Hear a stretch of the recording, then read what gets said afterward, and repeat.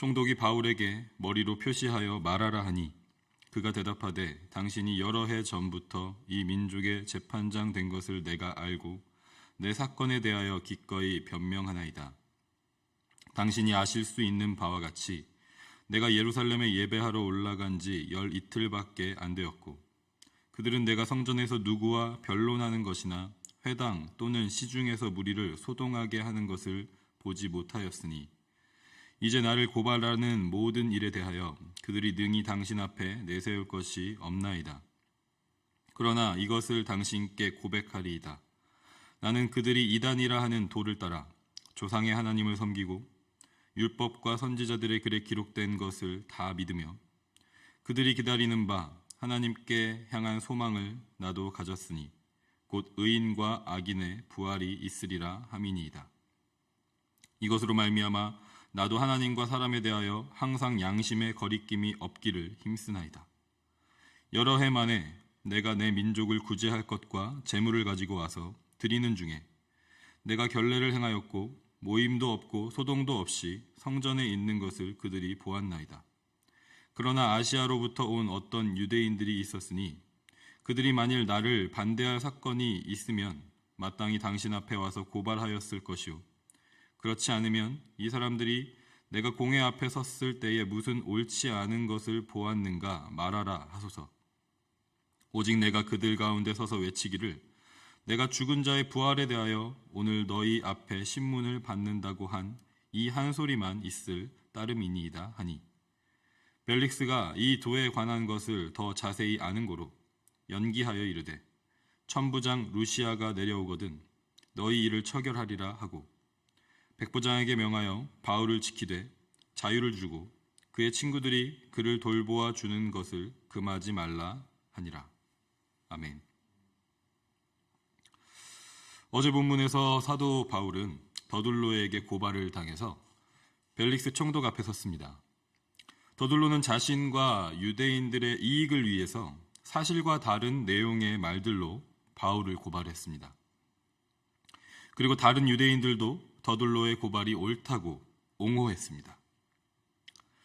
이제 오늘 본문에서는 고발을 당한 바울이 자신을 변호할 기회를 얻었습니다. 바울은 먼저 객관적인 사실을 근거로 해서 더둘로의 고발이 사실이 아니라는 것을 말하고 있습니다. 자신은 성전에서나 회당에서나 예루살렘 어느 곳에서나 무리를 소동하게 한 적이 없다고 말합니다.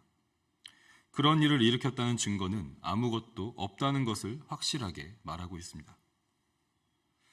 바울의 입장에서는 참으로 억울한 일을 당한 상황인 것 같습니다.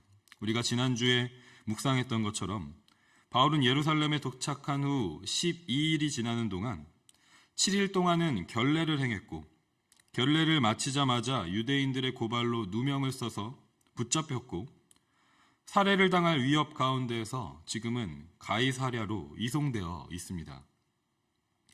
법적으로 아무 잘못도 없고 아무 죄도 짓지 않은 바울이 억울하게 고발을 당하고 붙잡힌 상황인 것입니다. 그런데 바울은 이 상황에서 단지 자신을 변호하는 일에만 집중하지 않았습니다. 이 억울한 상황 가운데서도 자신의 믿음을 고백하고 복음이 무엇인지를 전합니다.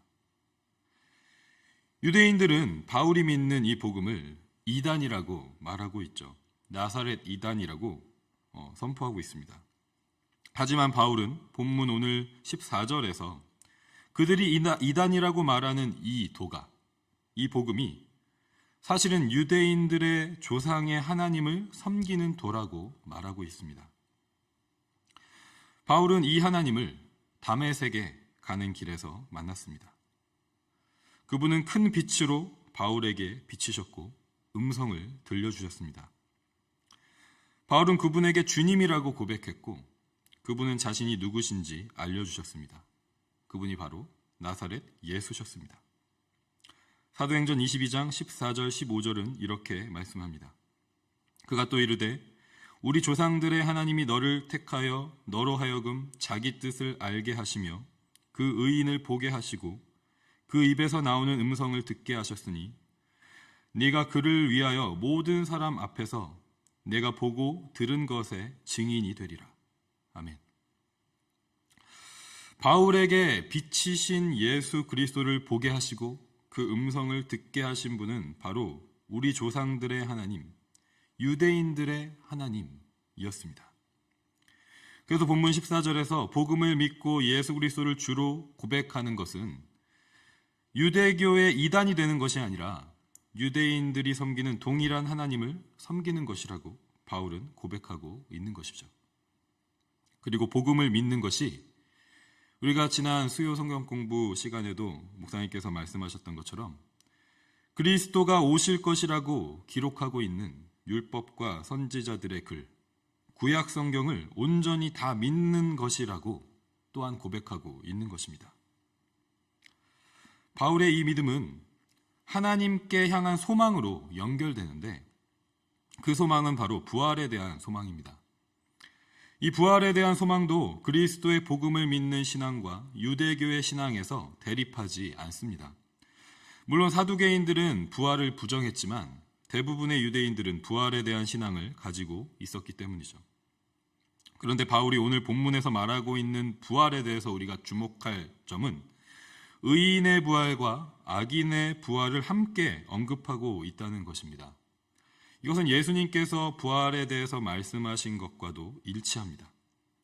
요한복음 5장 28절 29절에서 예수님은 이렇게 말씀하십니다. 이를 놀랍게 여기지 말라.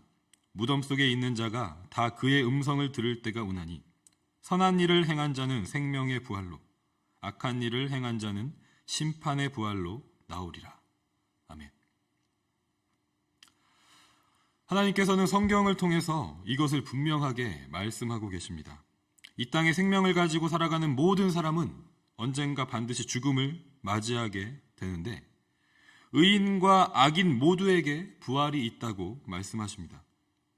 의인에게는 생명의 부활이 있고 악인에게는 심판의 부활이 있다고 말씀하십니다.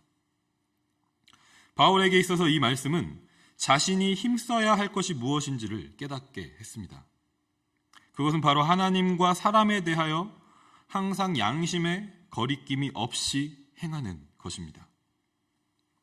이 말은 신앙적 양심과 도덕적 양심에 따라서 하나님을 사랑하고 이웃을 사랑하는 삶을 사는 그 일에 힘쓴다는 의미로 이해할 수 있을 것입니다. 우리가 성경의 기록을 통해서 잘 아는 것처럼 당시의 유대인 종교 지도자들, 바리새인들, 서기관들, 대제사장들과 같은 사람들은 다른 사람들 앞에서 의로워 보이기 위해서 눈에 보이지 않는 하나님 앞에서는 외식적으로 행할 때가 있었습니다. 반대로 하나님 앞에서 의롭게 행해야 한다는 이유로 사람 앞에서 행해야 할 마땅한 도리를 행하지 않는 그런 모습들을 보였습니다. 겉으로는 하나님을 사랑하고 이웃을 사랑하는 것처럼 보였을지 모르지만 실상은 하나님도 이웃도 그 누구도 사랑하지 않고 자신만을 사랑하는, 자신을 높이고 자신의 이익만을 추구하는 삶을 살아가고 있었던 것입니다.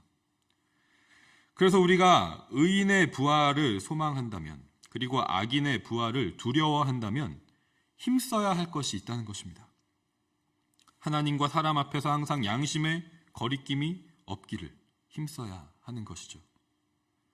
그리고 바울은 이것을 힘쓰는 가운데 외치는 것이 있다고 또한 말하고 있습니다. 본문 21절에서 오직 내가 그들 가운데 서서 외치기를 내가 죽은 자의 부활에 대하여 오늘 너희 앞에 신문을 받는다고 한 이 한 소리만 있을 따름이니이다 라고 말하고 있습니다.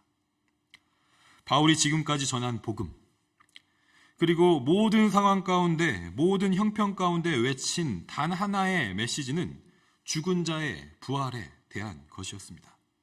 십자가에서 죽으셨다가 3일 만에 다시 살아나신 예수 그리스도의 부활에 대해서 외쳤습니다.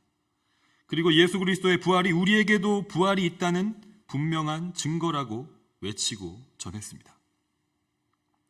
그래서 우리도 예수님처럼 의인의 부활, 생명의 부활의 길로 나아가야 한다고 외쳤습니다. 바울은 이렇게 힘쓰고 외치는 삶을 살아가면서 결코 자신만만하게 나아가지는 않았습니다. 자신은 이미 의인의 부활과 생명의 부활을 이루었다고 말하지 않았습니다. 오히려 두려워함으로 매일마다 회개하며 자신의 연약함을 고백했습니다. 고린도전서 9장 27절에 바울의 고백이 이렇게 기록되어 있습니다. 내가 내 몸을 쳐 복종하게 함은 내가 남에게 전파한 후에 자신이 도리어 버림을 당할까 두려워함이로다. 바울은 자신이 전하고 외치는 복음에서 자신이 멀어지지 않기를 소망하면서 하나님과 사람 앞에서 양심의 거리낌이 없기를 부단히 힘쓰고 노력했습니다. 사랑하는 성도 여러분, 오늘 저와 여러분은 무엇에 힘쓰고 무엇을 외치고 있습니까? 우리가 삶의 여러 가지 복잡한 상황 가운데 있다 보면 정말 힘써야 할 중요한 것을 놓치고 다른 것에 우리의 온 힘을 쏟고 있을 때가 너무나도 많음을 발견하고 경험하게 됩니다. 그리고 정작 가장 중요한 말을 외치지 못하고 때로는 의미 없는 말, 소리에 지나지 않는 말만 하다가 시간을 흘려보내는 일도 참 많이 있는 것 같습니다. 우리가 진정으로 힘쓸 가치가 있는 일에 힘을 쓰고 마땅히 외쳐야 할 말을 외치기 위해서 오늘 주 앞에 회개하고 돌이킬 것은 무엇이 있는지, 하나님을 사랑하고 이웃을 사랑하는 삶에서 벗어나서 하나님을 속이고 이웃을 외면하고 있는 모습은 없는지, 우리의 말과 행동이 생명의 부활을 소망하는 진정한 모습인지를 돌아보면서 이 시간 잠시 침묵 가운데 묵상하며 기도하는 시간 갖도록 하겠습니다.